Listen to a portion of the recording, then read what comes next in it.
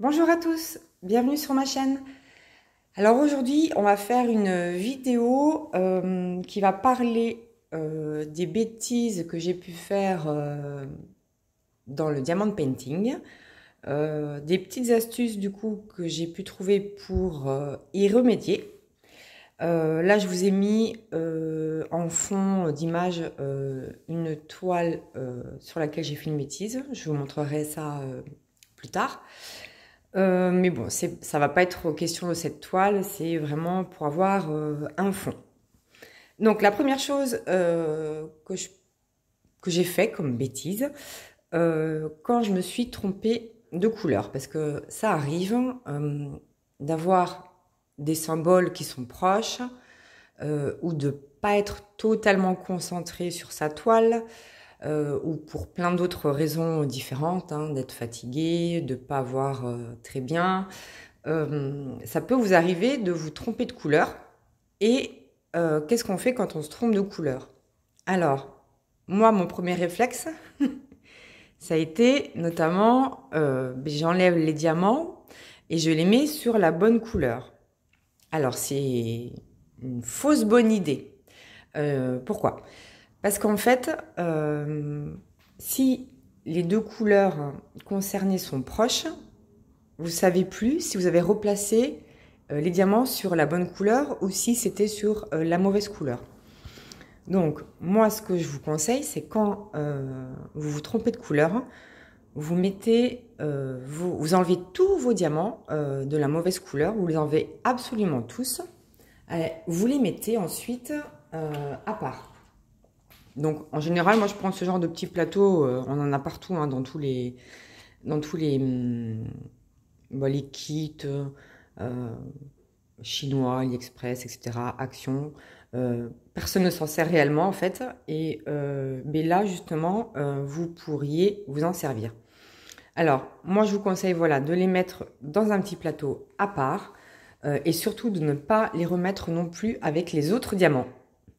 Parce qu'il y aura toujours de la colle qui va rester et ça va s'agglutiner.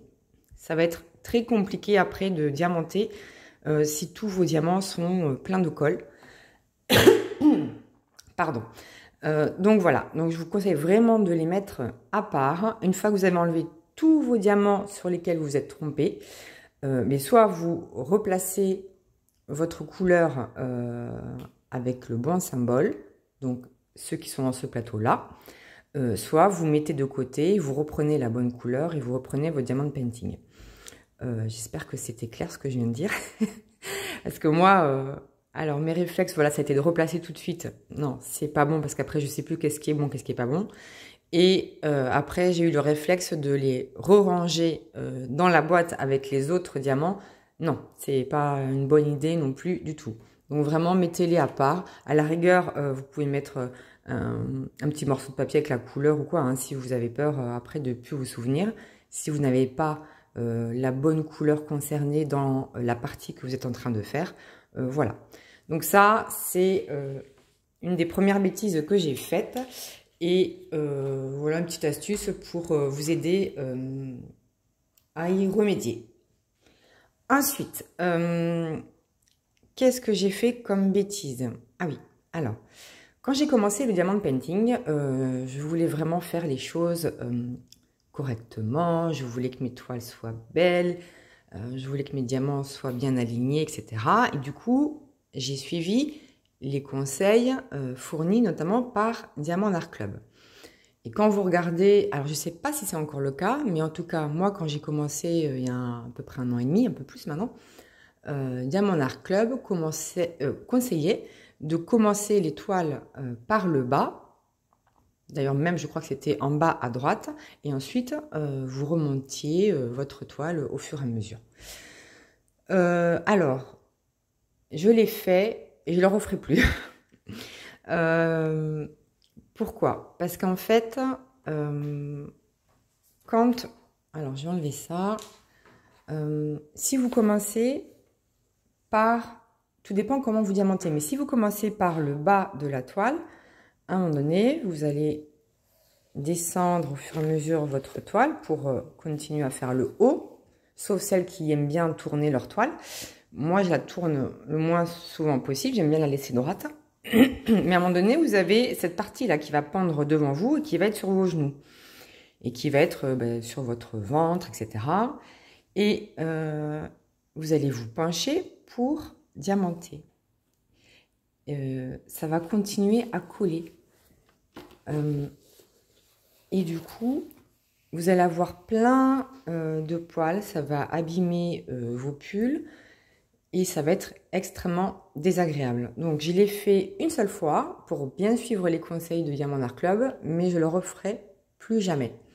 D'ailleurs, en parlant de ça, quand vous diamantez une toile, évitez d'avoir de la maille sur vos bras ou des choses un peu comme le pull que j'ai aujourd'hui. Voilà, ça c'est le très très mauvais exemple. Évitez de mettre ce genre de chandail ou de pull parce que ça laisse énormément de poils. Si vous mettez votre avant-bras sur votre toile, ça va adhérer quand même malgré tout, même s'il y a déjà des diamants. Ça va arracher quelques poils, ça va abîmer votre pull et votre toile va être pleine de poils. Donc quel est le conseil? Soit vous mettez rien, vous laissez votre avant-bras nu. Alors vous inquiétez pas, hein, la colle n'est pas suffisamment forte pour vous faire une épilation gratuite. Bon, après, c'est pas forcément agréable hein, d'avoir un morceau de peau qui touche la colle. Mais bon, vous pouvez faire ça, ou alors vous pouvez prendre des pulls ou des t-shirts en coton. Parce que moi, je suis assez frileuse et diamanter en hiver sans avoir l'avant-bras recouvert, c'est presque impossible. Ou alors, ce que vous pouvez faire... Alors, où est-ce que j'ai mis ma petite fiche ? Ce que vous pouvez faire, c'est utiliser, pardon, je vous ai fait bouger, ce genre de papier. Alors ça, c'est un papier que j'ai récupéré d'une toile en diamants spéciaux. Et alors, c'est assez pratique parce que quand vous avez une zone à faire, vous pouvez mettre ce papier-là sur la zone qui est découverte. Et là, vous pouvez facilement poser votre avant-bras sans que, sans que ça adhère, sans que ça colle. Pareil, il y en a qui font de très grandes cases. Donc, vous pouvez mettre ce papier-là en attendant de faire la partie la plus à droite. Pour les droitiers, pour les gauchers, c'est à l'inverse. Donc, vous commencez par vos diamants, etc. Et puis, en fait, vous poussez au fur et à mesure que vous diamantez. Comme ça, vous n'avez pas peur mais d'avoir de la colle ou d'avoir des poils sur votre toile.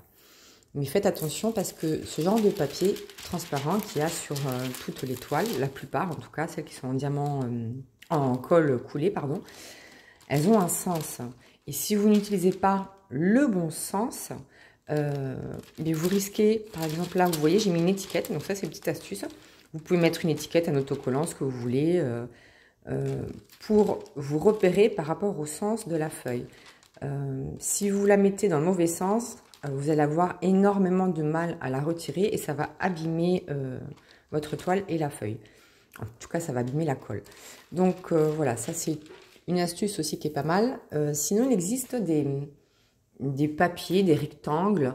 Je sais pas trop comment ça s'appelle, je connais pas le nom, mais qui ont exactement la même utilité que ces feuilles transparentes. Elles sont faites pour, hein, c'est des rectangles en général qui sont en papier blanc, c'est du papier glacé. Et alors, soit c'est tout blanc, soit vous en avez aussi avec une face dessinée. C'est assez joli, je trouve. J'ai pas encore investi, essayé ce genre de papier, mais ça peut être sympa. Vous en avez sur tous les thèmes. Hein. Je pense pas que ce soit très cher. Mais voilà, vous pouvez également utiliser ça. Je pense que c'est un bon compromis. En plus, vous pouvez assortir si vous le souhaitez avec votre toile.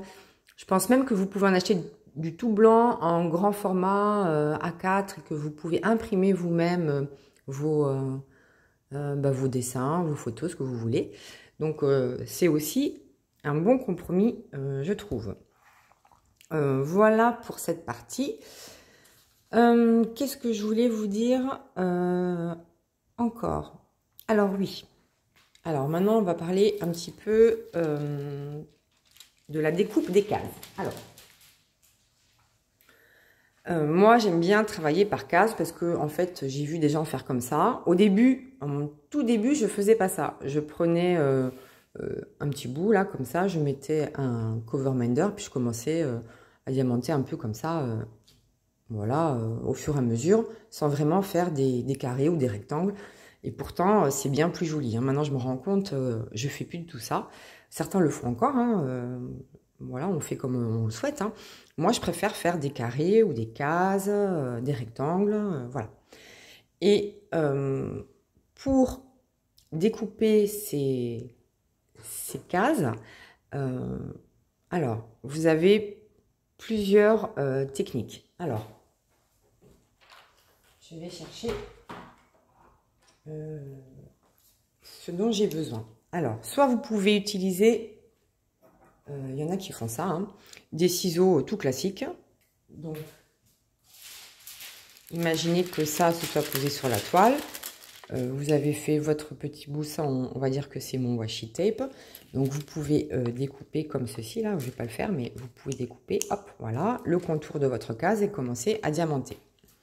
Ou alors, vous pouvez utiliser des cutters. Alors ça, c'est un cutter, alors, avec un embout céramique, il y a un petit bout qui est resté.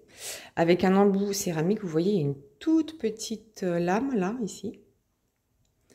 Elle est vraiment toute fine, toute fine. Et il y en a beaucoup qui s'en servent, en fait, pour découper leur case. Donc, en fait, ils posent comme ça. Alors, parfois, il y en a qui mettent une règle ou quoi, et puis ils découpent comme ça. Voilà. Moi, j'y arrive pas du tout. J'ai essayé, j'y arrive pas du tout. J'arrive pas à couper droit. Je pense que je suis pas du tout habituée. J'arrive pas à le faire. Pourtant, la céramique est censée bien couper. Je pense qu'elle coupe bien, mais j'arrive pas à couper droit. Ça me convient pas. Donc, je l'utilise plus. J'utilise très souvent ceci. Donc ça, c'est un autre type de cutter que vous pouvez trouver aussi. Alors, le focus, il va se faire ou pas. Voilà. D'ailleurs, vous voyez, hein, il est bien sale parce que je m'en sers très souvent. Et voilà, il y a une lame un peu comme ceci. Et ça, je trouve ça plus pratique pour moi parce que je pense que j'ai l'habitude de m'en servir. Alors ça, vous pouvez en trouver partout, hein, sur tous les sites chinois, sur AliExpress, même sur Amazon, dans les magasins de loisirs créatifs, etc. D'ailleurs, on voit que le capuchon... il commence à être malade à force de remettre le cutter dedans. Donc, il va falloir que j'en achète d'autres. En plus, celui-ci, bon, il est tout gris, tout simple, argenté. J'ai vu qu'il y en existait d'autres décolorés, donc pourquoi pas. Hein. Et donc, moi, je fais comme ça. Je prends mon cutter, hop, et je découpe, je découpe le washi tape de ma case, voilà. Mais... à un moment donné, ces petites lames-là, il faut les changer parce qu'elles s'abîment. Mais quand elles s'abîment, donc vous les enlevez, vous les changez, vous mettez une lame neuve. Mais quand vous utilisez une lame neuve, il ne faut pas appuyer autant que quand la lame, elle n'est plus neuve. Et oui, parce qu'on fait des bêtises. Et voici le pourquoi de cette toile. Moi, j'ai changé... ma lame et bien sûr j'ai appuyé comme j'avais l'habitude d'appuyer, sauf que du coup je vous le donne en mille, hop, j'ai découpé la toile en même temps. Alors bon, bah tant pis, hein, c'est pas très grave, j'ai mis du scotch. J'essaie de rapprocher un petit peu. Voilà, j'ai mis du scotch transparent, vous voyez, on voit quasiment plus rien, et de l'autre côté on voit rien non plus. Et à deux endroits en plus, hein. Comme si une fois ça ne m'avait pas suffi. Et je pense que j'ai dû m'en rendre compte à la deuxième fois. Vous voyez, là on voit bien hein, que ça a été tailladé. Et bien voilà, ce que vous faites, vous continuez à diamanter la droite et la gauche de votre fissure en fait. Hein. Et après vous retournez votre toile, vous mettez du scotch et il n'en est plus. Ça tient bien. Alors... idéalement, ne faites pas cette bêtise-là. Hein. Donc, évitez d'appuyer trop fort pour commencer. Il faut jauger vraiment votre force. Et encore moins quand vous changez la lame. Mais c'est tellement évident. Mais on n'y pense pas forcément. Donc, en tout cas, moi, j'avais pas fait le tilt. Et ben, j'ai découpé ma toile. Bon, ben tant pis, hein, j'ai réussi à la réparer quand même. Donc, voilà. Le scotch, du scotch transparent, ça marche très, très bien. Le washi, je suis pas sûre. Hein, je vous conseille pas forcément le washi. Parce que le washi, de manière générale, je trouve qu'il est quand même beaucoup moins adhérent, beaucoup moins collant, scotchant si on peut dire, que du vrai scotch. Donc je vous conseille pas le washi, je vous conseille vraiment du scotch classique, ça fonctionne très bien. Ensuite, qu'est-ce que j'ai fait comme bêtise? Ah oui, alors, j'adore, voilà. J'aime bien utiliser ces boîtes-là, ce genre de contenant. Ça, c'est vraiment ce que je préfère. Mais quand j'enlève les étiquettes, il reste souvent des petits résidus de colle. Et moi, qu'est-ce que j'ai fait? Ce que je faisais habituellement avec mes pots de moutarde. Alors, attendez, je crois que j'en ai derrière. Voilà. Par exemple, vous voyez, ça c'est un pot de moutarde de, je sais plus quelle marque, Amora, je crois. Ils font plein de collections en ce moment. Oui, ça doit être Amora, j'en sais rien. Et en fait, je garde ces verres. J'achète la moutarde dans ces verres parce que j'aime bien. Il y a des collections. Il y a aussi Disney. Voilà. Et vous savez, vous avez toujours le truc moutarde, Amora, machin, collé dessus. Donc, c'est pas joli. Et donc, ce que je fais, c'est que je prends du coton et du dissolvant et j'enlève les résidus de colle. Ça fonctionne hyper bien. Mais c'est du verre. C'est du verre. Mais moi, comme une nouille, je me suis dit, bah, je vais faire pareil avec mes petits contenants en plastique. Donc, j'ai pris du dissolvant, du petit coton et j'ai nettoyé. Sauf que, voilà, c'est pas du tout adapté. Il n'y a pas un problème de focus là, c'est vraiment comment est la boîte. Elle est toute brûlée. Voilà, elle est toute brûlée. Pourtant, j'avais pris du dissolvant doux, hein, sans acétone, mais ça a quand même brûlé mon contenant. Donc, bah voilà, je vous recommande pas du tout de faire ça. Alors, à part gratter avec une pince et vos ongles au risque de rayer, mais encore les rayures, c'est pas très grave, mais là, vraiment, on voit que c'est cramé, quoi. Hein, on voit c'est brûlé complètement.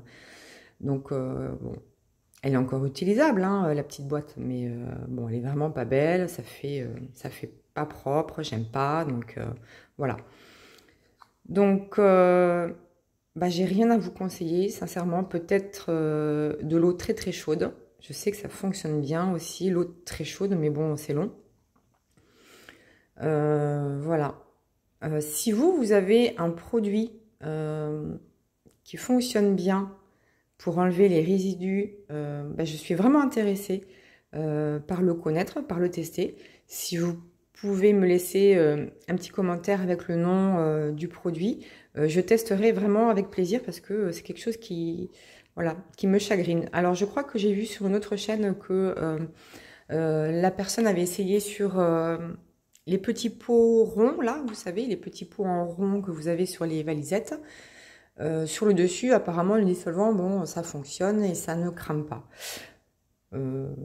Moi, je voudrais quand même éviter. Hein, je préfère gratter encore, du coup, avec mon ongle ou avec une petite pince. Mais bon, voilà. Ensuite, qu'est-ce que je voulais vous dire? Alors, voyons voir, parce que j'ai noté les choses. Alors, oui. Pour découper vos toiles une fois qu'elles sont terminées. Donc, je vais prendre une petite toile, hein, comme ça, ce sera plus simple. Voilà, par exemple, celle-ci. Parce que celle du dessous, hein, elle est pas découpée. Hein, celle-ci, Princesse Leia, elle n'est pas découpée.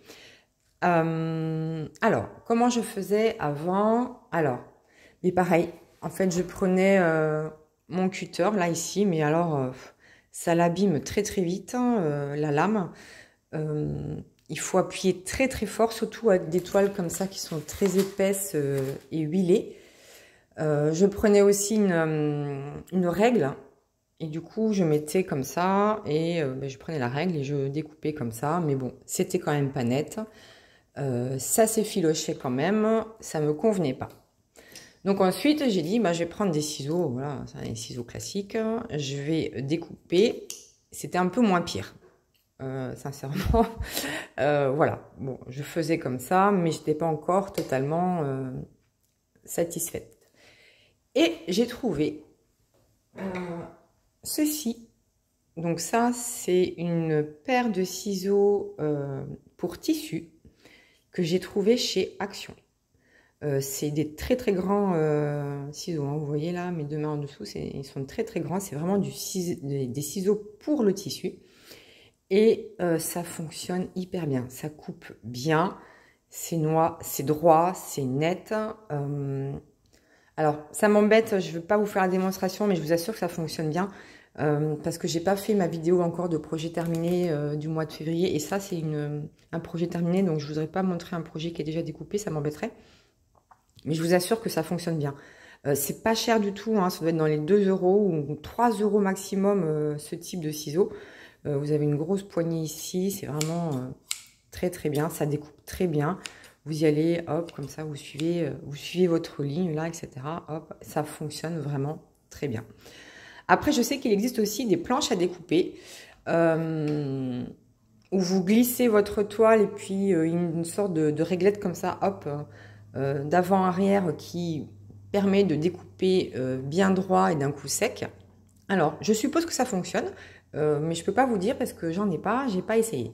Mais voilà, si vous n'avez pas ça, mais essayez en tout cas cette technique-là avec les ciseaux à tissu. Alors moi, je les ai pris chez Action, mais vous pouvez les prendre ailleurs. Hein. Des gros ciseaux à tissu, ça fonctionne très bien. Ça s'effiloche pas et après, ça reste tel que. Bon, moi, vous savez que je range toutes mes toiles dans des portfolios, donc elles sont quand même protégées. Après, pour les personnes qui laisseraient leurs toiles comme ça, je ne sais pas si elles tiendraient dans le temps. Honnêtement, je ne peux pas vous dire. Voilà. Ensuite, qu'est-ce que je voulais vous dire? Ah oui, alors, justement, pour ce genre de toile, des toiles à diamants spéciaux où il n'y a pas beaucoup de couleurs, il y a une dizaine de couleurs, là, il y avait sur cette toile. J'utilise ce genre de contenant. Donc j'aime bien parce que c'est petit, c'est pratique. C'est ce que je prends pour aller au travail. Voilà, il y a quand même suffisamment de place pour mettre vos diamants. Donc j'aime bien. Mais bêtise que j'ai faite, c'est que à force de faire ça, ça tient plus. Voilà. C'est tellement à force de le faire, ça tient plus. Et donc, quand vous mettez une couleur différente dans chaque case, quand vous commencez à diamanter, tiens, je vais prendre la couleur numéro 6, vous versez comme ça, et des fois, bon là, ça ne le fait pas, mais quand il y a du poids, des fois, hop, ça s'ouvre. Et alors, du coup, vous avez les contenants de cette case et les contenants de cette case-là, donc deux types de diamants différents qui se mélangent et qui tombent. Ça m'est arrivé 2-3 fois. Donc, c'est juste de penser à quand vous utilisez ce genre de contenant, pensez à mettre vos doigts dessus sur les autres. Voilà, vous prenez, vous faites comme ça, vous versez et voilà. Moi, je le fais encore, c'est un réflexe à prendre, une habitude, mais ça se fait très facilement, hein, quel que soit l'endroit. Hop, vous mettez, hop, et puis vous avez plus de problème. Voilà, c'était une petite astuce. Et surtout, pensez, voilà, faites attention parce qu'à force d'ouvrir et de fermer, ça devient de plus en plus fragile. C'est pareil, ce genre de contenant, vous en trouvez partout, hein, chez AliExpress, les sites chinois, même sur Amazon, je pense que vous pouvez en trouver. Moi, j'aime bien, vraiment, j'aime bien, je trouve ça pratique. J'aimerais trouver une capacité légèrement plus grande parce que dans les toiles à diamants spéciaux, des fois, vous avez des gros diamants spéciaux et c'est un peu compliqué de tous les faire rentrer dans cette petite case. Alors, des fois, j'en prends deux. Des fois, j'utilise deux petites cases pour mettre une sorte de diamant. Surtout que vous avez la place, hein, il y en a 28. Hein, donc, voilà, avant de trouver une toile comme ça, avec 28 diamants différents, faut s'accrocher quand même. Et enfin, Si vous êtes comme moi, que vous avez des cheveux longs, alors pensez à vous les attacher ou à mettre un bonnet, une casquette, n'importe quoi.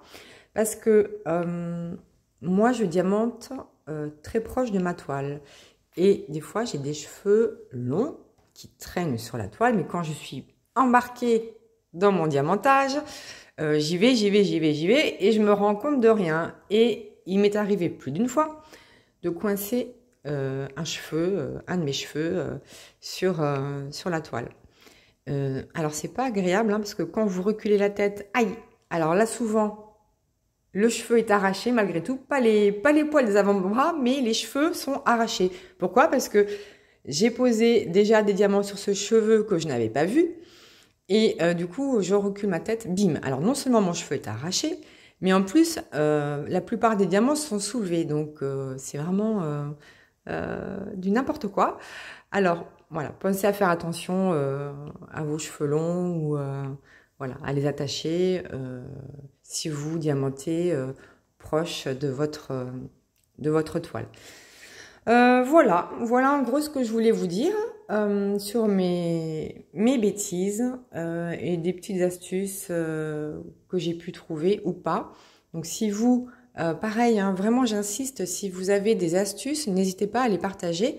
Moi ça me fera plaisir hein, et je les testerai. Voilà. Et mais écoutez, moi je vous fais plein de bisous, j'espère que la vidéo vous a plu et je vous dis à bientôt pour la suite de mes aventures.